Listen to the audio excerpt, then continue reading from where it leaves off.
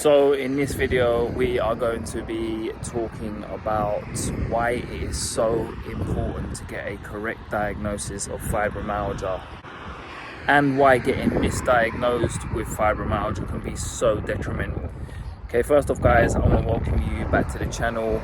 As you've seen by the title of this video, we're going to be talking about getting diagnosed with fibromyalgia and making sure it's a correct diagnosis, and how it can be so detrimental to not just the patient but to the community who suffer with fibromyalgia.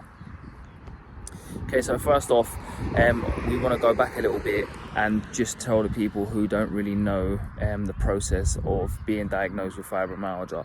So you have to, obviously you go to the doctors and you present yourself to the doctors in pain, in discomfort, in having symptoms, so on and so forth.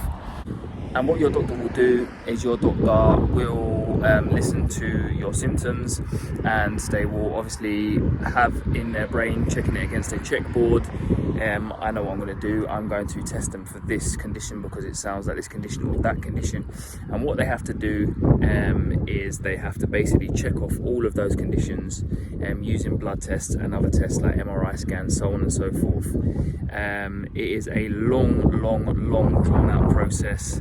Because there is no biomarker for fibromyalgia, we have to rule out all of the other conditions alike, which there are many, and then they come to tell you that you are being diagnosed with fibromyalgia. Okay, so now you know the backdrop or the backstory of how you get diagnosed with fibromyalgia. What I want to do is tell you why it is so important to get a correct diagnosis.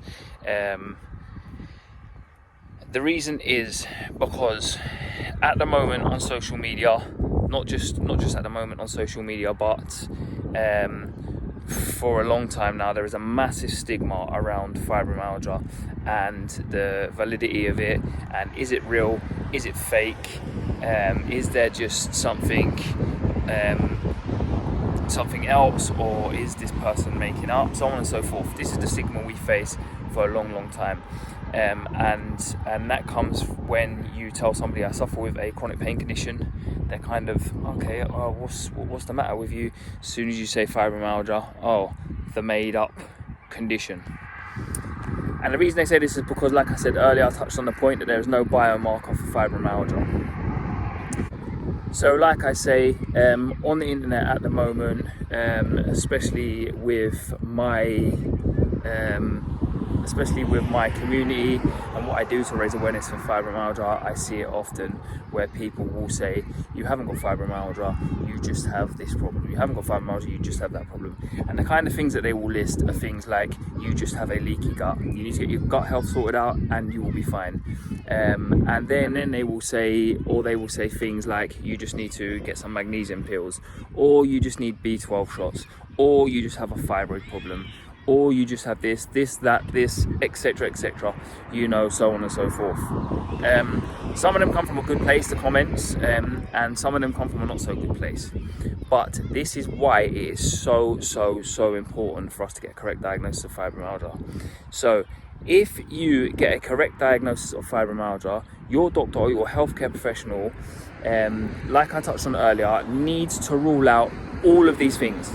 So they need to rule out MS, a thing called ankylosing spondylitis, many conditions like lupus, so on and so forth. But there's also things like vitamin deficiencies. There's also things like leaky gut. There's also things like intolerances. Anything along those lines can have the same symptoms or somewhat alike of fibromyalgia. And this is why it is so important that your doctor does the correct checks. So if your doctor does all of these checks and rules out all of these things, taking a long period of time, like mine did, 7 years, you may eventually be diagnosed with fibromyalgia.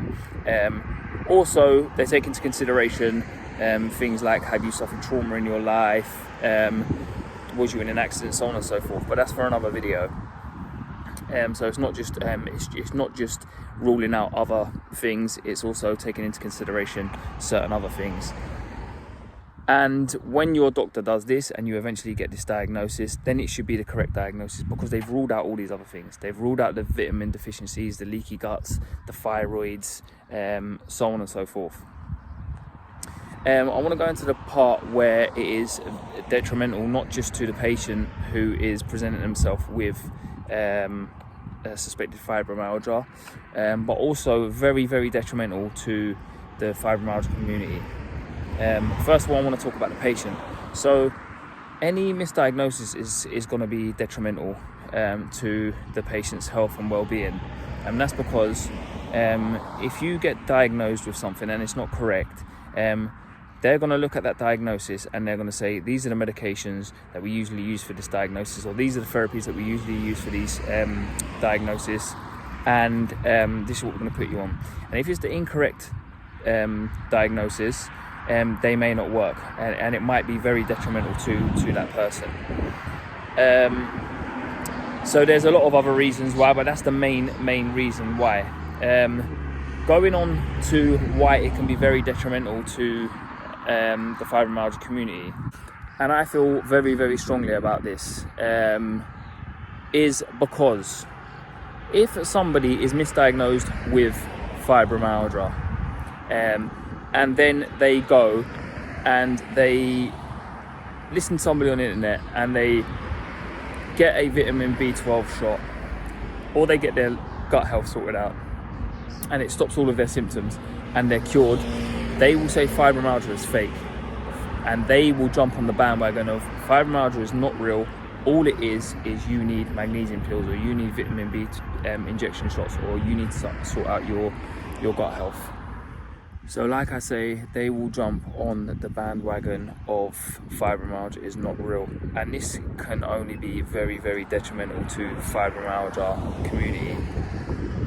There will be people out there who are ill-educated and don't know the ins and outs of fibromyalgia. There can be people out there who just listen to others and jump on their bandwagon, and then there can be those guys who get misdiagnosed with fibromyalgia, and a lot of people will listen to them more than anyone. So they will say they've been through the process, they got misdiagnosed, or they got diagnosed with fibromyalgia, and then they found out it was just magnesium pills they needed, it was just so on and so forth, as I've explained. So what I want to say to end this video is, first of all, I hope that give you a little insight into why it is so important to be properly diagnosed with fibromyalgia. But also, I want to say to the healthcare professionals, I please honestly hope you are doing your job 100% correctly and making sure all of these things are being looked at and covered before you reach what we would like to call, or some would like to call, a lazy diagnosis of fibromyalgia, because we see that getting said a lot. I also want to say to you, if you believe you have been wrongly diagnosed with fibromyalgia, you need to speak up and you need to go and get these things checked, or speak to the doctor and make sure everything has been checked correctly. And I also want to finish this video like I do always and say thank you. I hope you're having a low pain day and your fibro flare-ups are at bay.